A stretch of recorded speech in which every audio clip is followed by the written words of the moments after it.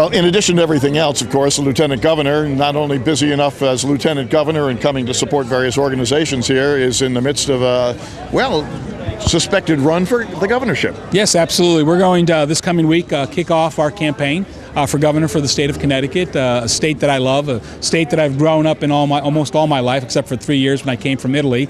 And we're very excited about running, bringing our message to the citizens of the state, and hoping for a great campaign going forward. It's kind of a bold move to be jumping into that seat because it's gotten hotter and hotter and hotter with the economy. Well, you're absolutely right. It's not an easy job for whomever wins the seat. But, you know, David, when you look at my resume with my business experience, creating jobs, starting businesses, when you look at my 4 years of executive experience working with the governor, you look at my 10 years of legislative experience, and then you look at my life story, which I think brings great value to it. I think I've got what that resume should be for the next chief executive in these very difficult times. What kind of a message are you going to be sending to the people that is going to, you're hoping, of course, is going to resonate with them? Well, I mean, clearly Connecticut has a lot of challenges, but I think the number one priority is jobs. We need to create jobs for our citizens and have a pro-business, pro-economic growth economy. I think if we create jobs, we clearly get people off the unemployment lines to work. If they're off the unemployment lines, in many cases they're getting health care through their employer. We're not spending money on unemployment fees, which helps the state. If people are working, they're spending money, they're going on vacations, and that helps the state. So, I mean, you know, even though we may be focusing on many other things, but jobs are the number one thing, as far as I'm concerned, to getting this state back on its feet. How do we stimulate that?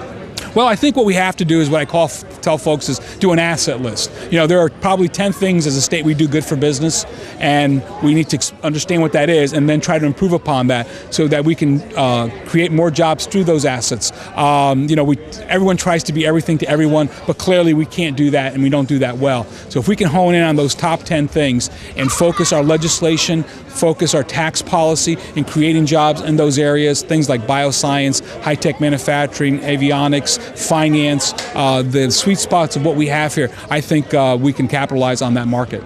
Given the difficult economic times the government is having, subsidizing them is going to be tough.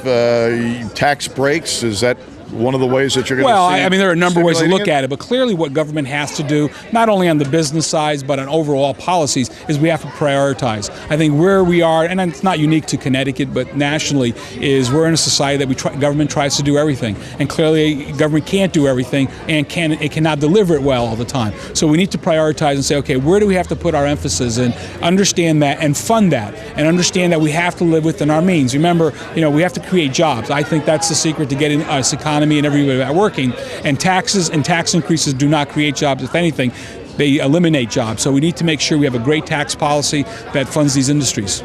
Now, you're going to be making announcements all this next week. Where are you going to be and doing what? We're on Wednesday. We're going to be announcing in Hartford, actually in Cromwell, at the Connecticut Business and Industry Association, a group that I've worked with their members in trying to create economic development and jobs. And on Wednesday evening, we're going to my hometown of Stamford, to my neighborhood where I went to school, and have a rally there to energize our base and kick off our campaign.